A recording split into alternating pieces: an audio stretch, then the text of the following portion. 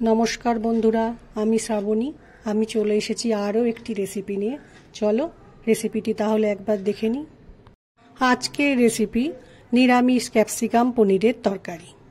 আমাদের বেশিরভাগ বাড়িতেই ষষ্ঠী বা অষ্টমীর দিন নিরামিষ খেয়ে থাকি। এই রান্নাটি লুচি পরোটা বা পোলাও ভাতের সাথেও কিন্তু ভালো লাগবে। ভিডিওটা প্রথম থেকে শেষ পর্যন্ত দেখার এবং রান্নার চ্যানেলটিকে সাবস্ক্রাইব করার অনুরোধ রইল। এবার আমি রান্নাটি তাহলে শুরু করি। আজকের রেসিপিটি বানানোর জন্য পনির নিয়েছি। পনিরগুলোকে একটু বড় বড় করে কেটে নিয়েছি। পনিরগুলোকে একটু ভেজে নেওয়ার জন্য একটা ননস্টিক প্যানে সাদা তেল গরম করতে দিয়েছি। পনিরের মধ্যে তো নুন থাকে না, সেজন্য ভাজার সময় তেলের মধ্যে একটু নুন দিয়ে ভালো করে তেলের সাথে মিশিয়ে নিলাম। এবার আমি তেলের মধ্যে একটা একটা করে সব পনিরগুলো দিয়ে দিলাম। পনির রান্নার সময় আমি একটু দই ব্যবহার করব। দইয়ের মধ্যে কিছু মশলা মিশিয়ে আমি একটা মশলা বানিয়ে রাখব।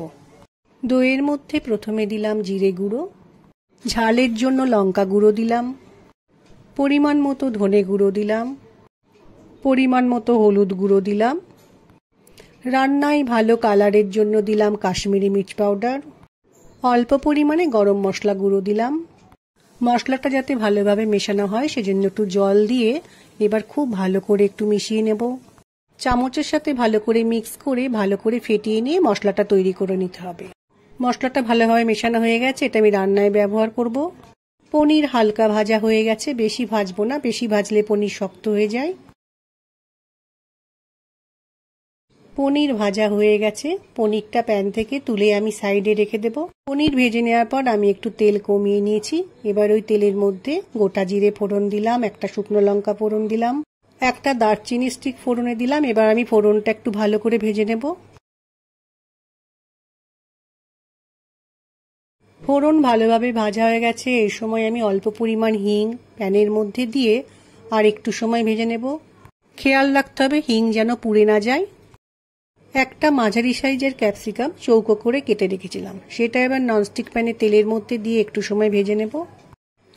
ক্যাপসিকাম হালকা করে ভেজে নেওয়ার পর দইয়ের মধ্যে যে মশলাটা দিয়ে আমি একটা মশলা বানিয়ে রেখেছিলাম সেটা এবার ক্যাপসিকামের মধ্যে দিয়ে ভালো করে মিশিয়ে একটু সময় রান্নাটা করে নেব।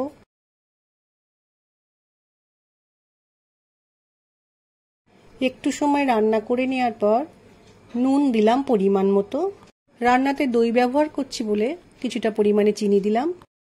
কিছুটা মটরশুঁটি আমি একটু বয়েল করে রেখেছিলাম। সেদ্ধ মটরশুঁটি রান্নার মধ্যে দিয়ে ভালো করে মশলার সাথে মিশিয়ে নিয়ে একটু সময় কষিয়ে নিতে হবে।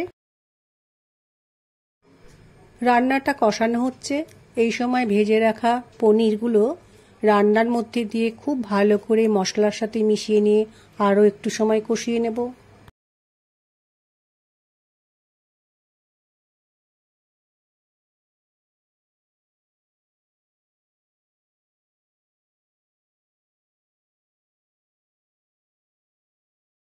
পনির দিয়ে কিছুটা সময় রান্না করার পর খুব সুন্দর একটা কালার এসছে। এই সময় একটু গরম জল রান্নার মধ্যে দিয়ে দিলাম। একটা চামচে অল্প পরিমাণ ঘি নিয়েছি, এটা এবার রান্নার মধ্যে খুব ভালো করে মিশিয়ে নিলাম।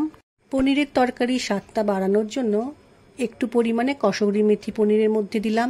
এবার সব কিছু ভালো করে মিশিয়ে নেব। রান্নার সাথে সব কিছু ভালো করে মেশানো হয়ে গেলে আমি একটু সময় রান্নাটা ফুটতে দেব।